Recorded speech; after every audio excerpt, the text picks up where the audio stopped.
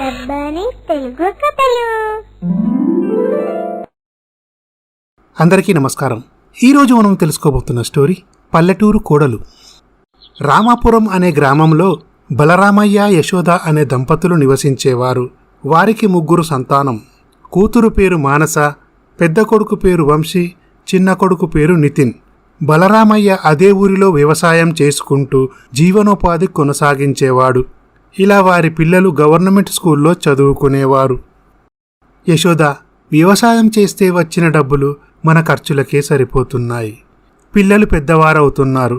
వారి భవిష్యత్తు గురించి ఆలోచిస్తే భయం వేస్తుంది. నిజమేనండి, కానీ ఏం చేద్దాం? నేను పొలం అమ్మి పట్టణంలో ఏదైనా వ్యాపారం చేద్దామనుకుంటున్నాను. ఏమండి, ఒకవేళ వ్యాపారంలో నష్టం వస్తే మనం నిలదొక్కుకోగలమా? వ్యాపారానికి కావలసింది నమ్మకం, నీతి, నిజాయితీ. నేను వ్యాపారంలో పైకి రావడానికి నా సాయశక్తులా ప్రయత్నిస్తాను. సరే అండి.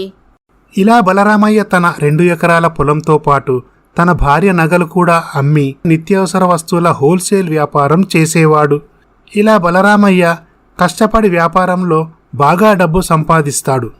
ఇలా కొన్ని సంవత్సరాలు గడిచాక మానస డిగ్రీ వరకు చదివి ఆ పై చదువులపై పెద్దగా ఆసక్తి లేకపోవడంతో చదువు మానేస్తుంది. బలరామయ్య పెద్ద కొడుకు వంశీ వ్యాపారంలో తనకు సహాయంగా ఉండేవాడు. ఇటు బలరామయ్య చిన్న కొడుకు నితిన్ డాక్టర్ చదవాలి అనుకుంటాడు. నాన్నగారు, నేను డాక్టర్ కోర్స్ చేద్దామనుకుంటున్నాను. చూడు బాబు, నువ్వు డాక్టర్ చదవడానికి వీల్లేదు. నువ్వు డాక్టర్ చదివి ప్రపంచాన్ని ఉద్ధరిస్తావు సరే, మన ఫ్యామిలీ సంగతేంటి మరి? మన బిజినెస్లు ఎవరు చూసుకుంటారు? నాకు తెలిసి నువ్వు బిజినెస్ మేనేజ్మెంట్ కోర్స్ కంప్లీట్ చేశావనుకో, మన కంపెనీలు చూసుకోవచ్చు. ఇక నితిన్ చేసేదేమీ లేక, సరే నాన్నగారు. బలరామయ్య దగ్గర విష్ణు అనే అబ్బాయి పనిచేసేవాడు. అతను చాలా తెలివైనవాడు. అలాగే అతనికి పెద్దలంటే ఎంతో గౌరవం. ఇటు మానస పెళ్ళీడుకు రావడంతో, ఏమండి, మన అమ్మాయికి పెళ్లి చెయ్యాలి. అవును యశోదా, నేను కూడా అదే విషయం ఆలోచిస్తున్నాను. మన అమ్మాయికి పెళ్లి చేసి అత్తారింటికి పంపిస్తే అక్కడ ఎలా ఉంటుందో. మనక ఉన్నది ఒక్కగానొక్క కూతురు. మన కళ్ళ ముందే ఉండే అబ్బాయికిచ్చి పెళ్లి చేస్తే బాగుంటుందని నా అభిప్రాయం. అవునండి. ఇలా జరుగుతుండగా ఒకరోజు బలరామయ్యకు ఆఫీసులో హార్ట్ అటాక్ వస్తుంది. అప్పుడు విష్ణు వెంటనే అంబులెన్స్కు ఫోన్ చేసి బలరామయ్యను హాస్పిటల్కి తీసుకెళ్తాడు. ఈ విషయం తెలుసుకున్న యశోద, వంశీ, నితిన్ హాస్పిటల్కి వస్తారు. అప్పుడు డాక్టర్ చికిత్స చేసి, చూడండి, మీ నాన్నగారికి హార్ట్ స్ట్రోక్ వచ్చింది. ఇప్పుడు పర్వాలేదు, కాసేపట్లో స్పృహ వస్తుంది. మీరందరూ వెళ్ళి చూడొచ్చు. డాక్టర్ గారు, చాలా థ్యాంక్స్ అండి. మా నాన్నగారి ప్రాణాలు కాపాడారు. ఇందులో నేను చేసింది ఏమీ లేదండి. ఈ అబ్బాయి సమయానికి మీ నాన్నగారిని హాస్పిటల్ తీసుకురావడంతో ఎటువంటి ప్రమాదము జరగలేదు. బాబు, నువ్వు సమయానికి హాస్పిటల్కు తీసుకురావడంతో అయ్యగారు ప్రాణాలతో బతికి బయటపడ్డారు. నీ మేలు ఈ జన్మలో తీర్చుకోలేము. అమ్మగారు, అంత పెద్ద మాటలు అనకండి. అది నా కర్తవ్యం. ఇలా బలరామయ్య కోలుకున్నాక, విష్ణు, నా ప్రాణాలు కాపాడావు. నీకు ఏమిచ్చి నీ రుణం తీర్చుకోగలను? సార్, మీరంత పెద్ద మాటలు మాట్లాడకండి. మీరు మా యజమాని. మీరు బాగుంటేనే మేము బాగుంటాము. ఇలా జరుగుతుండగా బలరామయ్య విష్ణు మంచితనాన్ని చూసి తన కూతురు మానసని విష్ణుకిచ్చి పెళ్లి జరిపిస్తాడు. ఇలా కొన్ని రోజులు గడిచాక, చూడు బాబు, నీకు పెళ్లి చేద్దామనుకుంటున్నాం. ఎవరైనా అమ్మాయిని ప్రేమిస్తున్నావా? అదేం లేదు నాన్నగారు, సంబంధాలు చూడండి. ఇలా బలరామయ్య పంతులు గారిని పిలుస్తాడు. నమస్కారం అండి పంతులు గారు. నమస్కారం పంతులు గారు. మా పెద్దబ్బాయికి పెళ్లి చేయాలనుకుంటున్నాం. మా అంతస్తుకు తగ్గ మంచి సంబంధం చూడండి. అలాగేనండి, నేను సంబంధం చూశాక మీకు కబురు చేస్తాను. ఇలా అదే పట్టణంలో చక్రవర్తి, పార్వతి అనే దంపతులు నివసించేవారు. చక్రవర్తిది సంపన్న కుటుంబం. అతని ఏకైక కూతురు హారిక. హారిక పై చదువులు ఫారెన్లో పూర్తి చేస్తుంది. చక్రవర్తి తన కూతురికి పెళ్లి చేయాలి అనుకుంటాడు. అప్పుడు చక్రవర్తి పంతులు గారిని పిలిపిస్తాడు. పంతులు గారు, మా అమ్మాయికి పెళ్లి చేయాలనుకుంటున్నాము. మా అంతస్తుకు తగ్గ మంచి సంబంధం చూడండి. చూడండి, బలరామయ్య గారు పెద్ద వ్యాపారస్తుడు. ఆయన కొడుక్కి పెళ్లి చేయాలనుకుంటున్నాడు. పిల్లాడు బుద్ధిమంతుడు. మీ అమ్మాయికి సరి అయిన జోడి.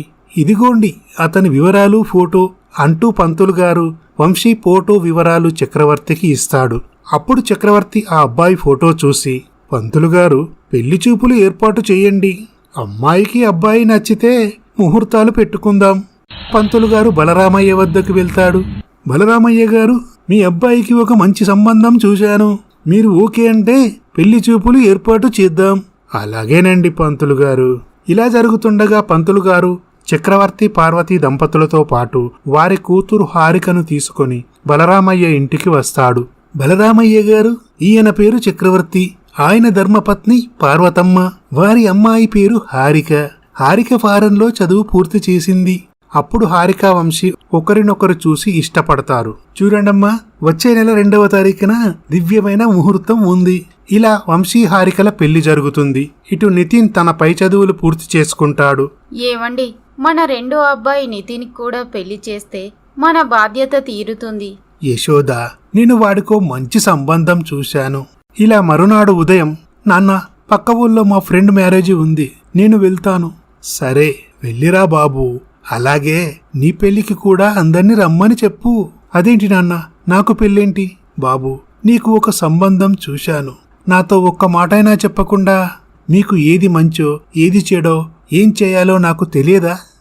అలా అని నేను అనటం లేదు నాన్న.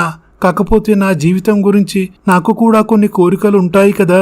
నేను డాక్టర్ చదువుతానంటే మీరు వద్దన్నారు. ఇప్పుడు నా పెళ్లి విషయంలో కూడా నాకు నచ్చిన అమ్మాయిని పెళ్లి చేసుకునే స్వతంత్రం కూడా నాకు లేదా నాన్న? అప్పుడు యశోద అక్కడికి వస్తుంది. చూడు బాబు, మీ నాన్నగారు చెప్పినట్లు విను. ఎందుకు ఆయనకు కోపం తెప్పిస్తావు? నితిన్, ఈ ఇంట్లో నాదే శాసనం, నేను చెప్పినట్లు వినాల్సిందే అని చెప్పి బలరామయ్య అక్కడ నుండి వెళ్తాడు. నితిన్ తన ఫ్రెండ్ పెళ్లికి పక్క ఊరికి వెళ్తుంటే మార్గమధ్యలో ఒక అమ్మాయి స్కూటీ చెడిపోవడంతో లిఫ్ట్ గురించి వెయిట్ చేస్తుంది. అప్పుడు నితిన్ కారు ఆపి, ఏవండి, స్కూటీ కొంచెం ప్రాబ్లం ఇచ్చిందండి. ఈ పక్క ఊర్లోనే పెళ్లికి వెళ్తున్నాను, మీరు కాస్త నన్ను అక్కడ డ్రాప్ చేస్తారా? ఓకే, నేను కూడా ఆ పెళ్లికే వెళ్తున్నానండి. ఇంతకీ మీ పేరేంటండి? నా పేరు దివ్య. దివ్య గారు, మీరు అచ్చం మహాలక్ష్మిలా ఉన్నారండి. మీ డ్రెస్ చాలా బాగుంది. మీ పేరుకు తగ్గట్టు మీరు చాలా అందంగా ఉన్నారు. థ్యాంక్స్ అండి. ఇలా నితిన్ దివ్యని తీసుకుని పెళ్లి మండపానికి వెళ్తాడు. అక్కడ దివ్య వాళ్ళ అమ్మ లక్ష్మమ్మ, నాన్న వెంకటయ్య, వాళ్ళ అన్నయ్య వాసు దివ్య గురించి ఎదురు చూస్తూ ఉంటారు. ఏంటమ్మా ఇంత ఆలస్యం అయింది? ఇంతకీ ఈ అబ్బాయి ఎవరు? నాన్న, మధ్యలో స్కూటీ పాడైపోయింది. ఇతని పేరు నితిన్. ఇతనే తన కార్లో నన్ను ఇక్కడి వరకు తీసుకువచ్చాడు. ఇలా నితిన్ దివ్య వాళ్ళ ఫ్యామిలీకి పరిచయం అవుతాడు. ఇటు నితిన్ దివ్య మంచి స్నేహితులవుతారు. నితిన్ తన మిత్రులతో కలిసి స్నేహితుడైన పెళ్లి కొడుకును కలుస్తాడు. ఏరా నితిన్, నా పెళ్లికి రారా అంటే వస్తూ అమ్మాయిని వెంటబెట్టుకుని వస్తావా? ఏంటి సంగతి? అదేం లేదురా, ఆ అమ్మాయి స్కూటీ చెడిపోయింది, లిఫ్ట్ ఇచ్చానంతే. లిఫ్ట్ ఇస్తే మాత్రం అంతసేపు మాట్లాడాలారా?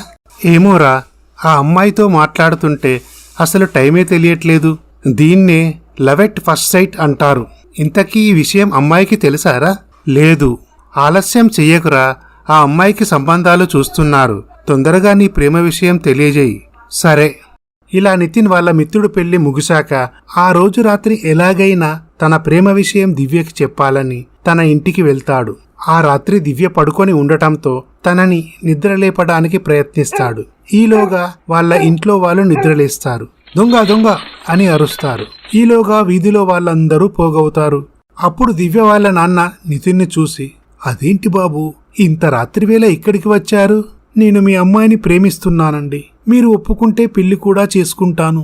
బాబు, ఈ ఊరుకు కొన్ని కట్టుబాట్లు ఉన్నాయి. మీరు ఇలా అర్ధరాత్రి ఇంట్లో చొరబడటం ధర్మం కాదు. మరునాడు ఆ గ్రామ పెద్దలు పంచాయతీ వద్దకు వారిని పిలిపిస్తారు.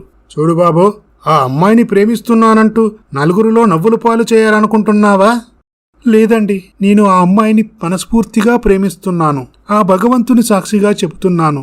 మీరు ఒప్పుకుంటే ఆ అమ్మాయిని పెళ్లి చేసుకుంటాను. జీవితాంతం ఆ అమ్మాయికి తోడుగా ఉంటాను. చూడమ్మాయి, ఆ అబ్బాయి అంటే నీకు ఇష్టమేనా? అప్పుడు దివ్య వాళ్ళ అమ్మా నాన్నల వైపు చూస్తుంది. భయపడకమ్మా, నీకు ఆ అబ్బాయి నచ్చితే ఇష్టమని చెప్పు. ఇది నీ జీవితానికి సంబంధించిన విషయం. కలిసి జీవించాల్సింది మీరిద్దరు. అప్పుడు దివ్య ఆలోచించి, నాకు అతన్ని పెళ్లి చేసుకోవడం ఇష్టమేనండి.